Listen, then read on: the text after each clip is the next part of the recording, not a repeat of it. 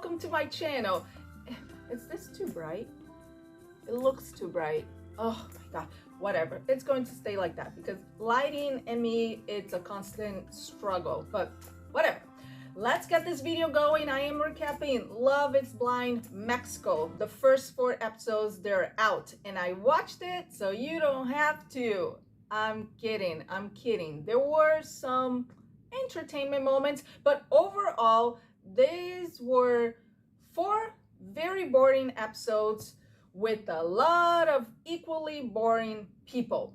And I don't understand why Netflix is like love bombing us with Love is Blind, because Mexico came out on the 1st, which was a Thursday, but then Love is Blind UK, which I'm so excited about it. The accents are gonna be delicious. But Love is Blind UK comes out next week on a Wednesday. What day is a Wednesday? It is the 7th. And then the following day, we get Mexico again. So it's like 2 days of Love is Blind per week. I got the names here. I have some pictures. I hope I don't get the names and pictures wrong because the guys, they all look the same. The girls are different, but the guys all look the same. So let's start with Gerardo. He's a musician. He's 33 years old and he ends up with Fernanda. She is 36. Love them. I love them together. They vibe super well. Once again, they're a pretty boring couple. They're the boring couple of the season. Like if you think about a Johnny and Amy, the US version, that's them. And I think they will say yes at the altar. And then we have Fernando, 27. Fernando, he's our galán. If you know in Portuguese, a galán means he's like the heart throb of the novella. So 3 women, not 1, not 2, but 3 women are gushing over him. So this is not even a love triangle. It's like a love square. So it's Rocio, Iariz, and Karen. We'll say Karen. They all are going for Fernando. And we'll get to that little love square in a moment because I do not like Iariz. No, I don't like you. She rubs me the wrong way. I think jealousy is a very ugly scent and you can smell it on her. So Fernando ends up with Karen. She is 27 and has her 11-year-old daughter. They bonded over trauma and they had some deep conversations. She shared with him that her ex-boyfriend got violent with her. She found out that he is gay and she said, I'm going to tell your whole family, which is not nice. But she said he attacked her and basically like tried to choke her. Awful, awful. And then he said that his father was abusive to his mother. So they had like deep, meaningful conversation. And I ship them. I want them to be together. I like them as a couple. They seem to be like our main couple. So Iariz, who's 30, after she gets dumped by Fernando, the nerve of this girl to ask him right away, saying after he dumped her, so what do you think about Rene, which is another guy? And I was like, what? This guy who you proclaimed your love for, gave him a little plush teddy bear, yelling to the whole world that I'm gonna get married. And now you're asking him about some other guy who, by the way, you ghosted. When she meets up with Rene again, Renee's like, well, I haven't talked to you in 2 days. She's like, yeah. So she gives me the feelings of like, I just want to stay on the show. So she ends up picking Renee as her second choice. And it just felt so insincere. But then the best part is when they have their face-to-face, you know, their first meet up in person. He liked her. You know that the moment when they see each other face-to-face is the moment of truth. It's when you know if a couple is going to work out or no, like from the get-go. And she was like, you know, almost didn't want to like kiss him or touch him, and they didn't kiss. When you see 2 people running to each other and hugging and kissing, you're like, yeah, there's hope right there. And then she said that he looks like a bad boy. She didn't like his piercing. He has a nose piercing. And I was like, who cares? He's a freaking doctor. And then the last thing that she said was, oh no, I'm going to have to go back to therapy and I don't want to pay for therapy anymore. But she wasn't saying in a sad way. She was saying in kind of like a giggly way. Like all of this was like fun and games for her. And then this is like the biggest shock of this 4 episodes. Production intervenes. So you know when they're like in the confession, it's just them on the chair talking to a producer.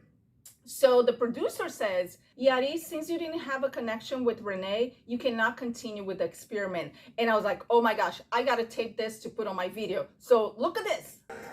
Siento que es esos que sí te mandan a terapia. Ya no quiero pagar terapia. Bueno, Iraís, como no hubo conexión entre ustedes, no pueden seguir en el experimento. And I was thinking, wow, they have never done that. There were many couples that when they see each other face to face, yeah, it's awkward. Yeah, there's not a lot of chemistry, but they still go on the honeymoon after they get engaged. This is the first time that Netflix said, no, you're not continue on the show.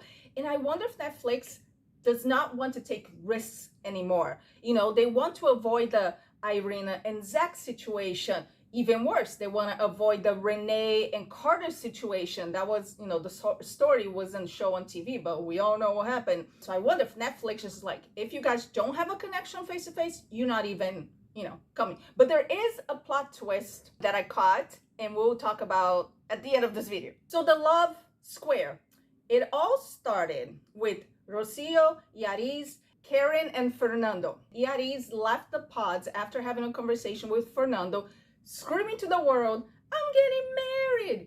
And he did not propose to her at that point. He was saying that she was his number one, or they had strong feelings, you know, that whole thing, but he hasn't proposed yet. So Rocio, she heard that and thought that he had proposed. And I don't blame her for doing this. She went to him and then asked him, like, hey, you know, I heard you're getting married. And he's like, what? No, he was really upset about it. Understandably so, but I think the whole thing was just a misunderstanding. I think Rocio should have gone to Yariz and say, hey, I'm also dating him. So did he propose to you? You know, just get more details instead of assuming things, because you know what happens when people assume things. It makes an ass of you and me. You know, for all the foreign people out there, if you don't know this American saying. For Rocio, if I was her, yeah, I would like to ask him just so I wouldn't be led on even longer, so I could open my options to other guys. Like, hey, if you are going to marry her, that's fine. Just let me know. But oh my gosh, it blew up this whole high school drama.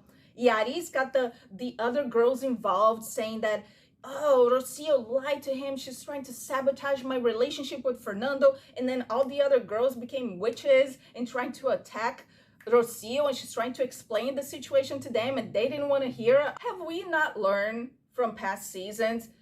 Don't disclaim to the other ladies who your number one is, because then it creates competition and everything becomes awkward.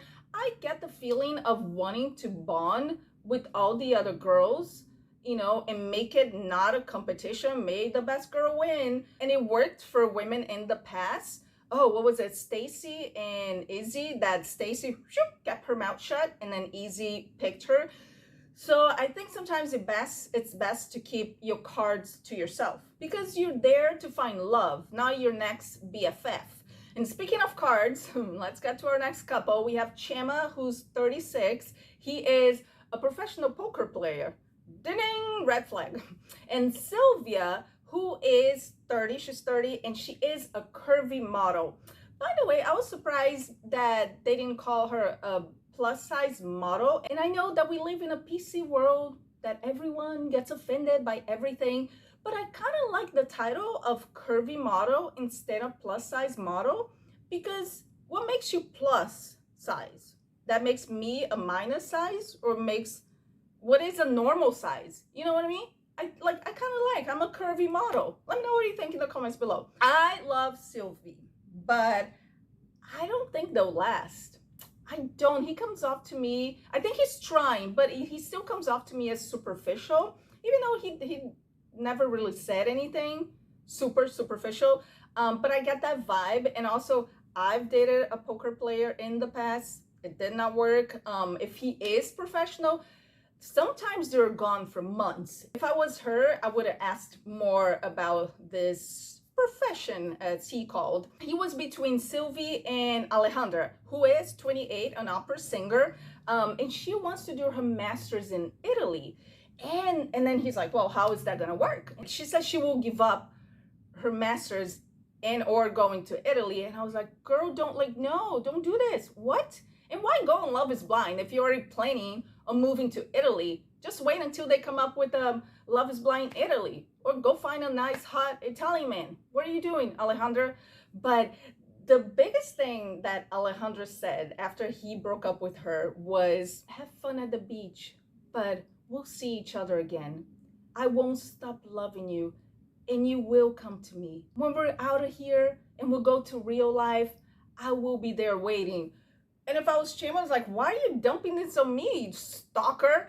What, are you gonna stalk me in the real world when I'm trying to like marry Sylvia and have a relationship with her? That was so odd. Side note, Chema and Francesca, who's another cast member, they knew each other outside of the pods for like 5 years. We'll get to Francesca and her partner. So apparently Francesca dated his roommate slash best friend, for a few years, and they became buddies. And I was like, oh no, please don't tell me these two have hooked up in the past. Let's not make this another Uche and Lydia fiasco, please. But no, they didn't. They were just like buddies. But it's just like, dang, it's like such a small world. You think like Netflix will plan that stuff, but I guess sometimes they don't. Next, we have Saul, who is 35.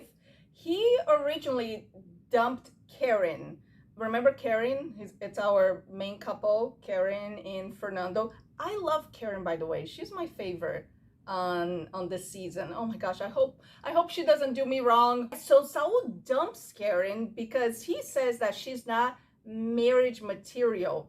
And he was worried about her sexual experiences, like swinging, and her sexual desires, that she wants to have a threesome. And I thought it was so funny because when she was mentioning to Fernando, oh, it's Gerardo. I'm telling you, all these men, they all look the same. It's so confusing. But she was mentioning to some other guy about the threesome. And then he asked, so would it be with the woman or another man? And she's like, no, with the woman. And he's like, oh yeah, for sure, I have no problem, bring the other chick in the bed. Of course. I highly doubt if she had said it's with another man, I want 2 men and me, they would have run. So Saul ends up with Leticia, who is 35. And I thought it was hilarious because he was having trouble with her being sexually open, Leticia.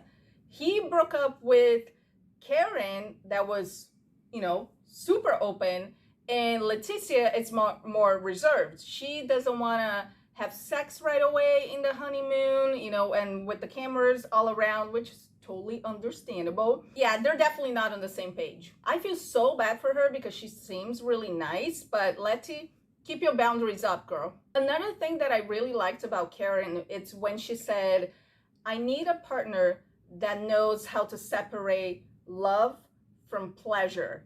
And I thought that was so mature and so honest. On the other hand, I personally don't know if I would have told the whole world, that's watching, that I'm a swinger, or, I like to do this. It's tough because you want to be open with the person that you see. It's your potential future husband. You want to have these conversations, about money, about sex, all of that. But I don't know, sometimes it's nice to keep things to yourself. Sometimes you want your privacy. Next up, we have Willie and Francesca. Willie's 34, Francesca is 27. Not sure to say about them. They seem to like each other, but I feel like they didn't have a lot of screen time. They seem like a very drama-free couple. That's all I'll say about them. One of the things that I enjoyed the most about Love is Blind, it's seeing where they go for their honeymoon trip and the hotel. But on this season, they go to Tulum. In Tulum, before I went, I heard everyone saying that it's heaven on earth. So when I went, I didn't have a good impression. I need to go back to Tulum because I was in Cancun. And I know it's just a day trip. I just went for the day to check out the beach. And when we were in Cancun, it rained a lot. I can't remember what month we went, but maybe it was hurricane season. So when we went to Tulum, there was like mountains of seaweed, like dunes of seaweed up to like my waist. I might be exaggerating, but no, but like up to my knees of seaweed. You couldn't even go in the water because there was so much seaweed. And I even follow on Instagram. I follow this little hotel. It's like an Airbnb that's by like on the beach in Tulum, and it's so beautiful. And I see, like, every time I see someone in Tulum, it's like the most beautiful place. So I have to go back there. If you have been to Tulum, let me know about your experience in the comments below. Oh, I also appreciate that the cast on Love is Blind's Mexico, they all look like normal people. I also think that the international versions of Love is Blind, the contestants, I feel like they have real careers. Instead of the US versions, you never know what they do for a living. It's very vague. It's usually people trying to pump up themselves. I'm a business owner. I'm like, oh, okay, well, what kind of business? What's the name?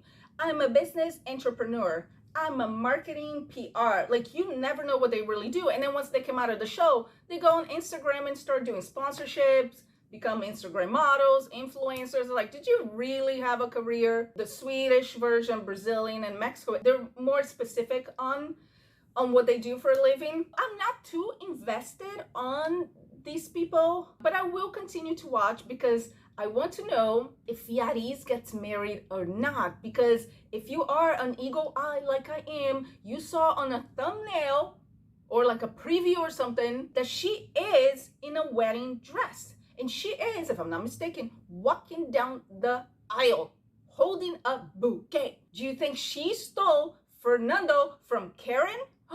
What a novella twist would that be? Or do you think she reconnected with Renee? And then, you know, maybe they did like each other in the real world. I don't know how well this video would do because I don't see a lot of chatter in the internets about this version of, you know, of Love is Blind. Let me know in the comments down below if you have watched the new season of Mexico. Are you looking forward to the one in UK? And if you like this video, make sure you hit the thumbs up, subscribe to the channel, and also hit the little bell, the notification button so you don't miss any future videos. And I'll see you next time.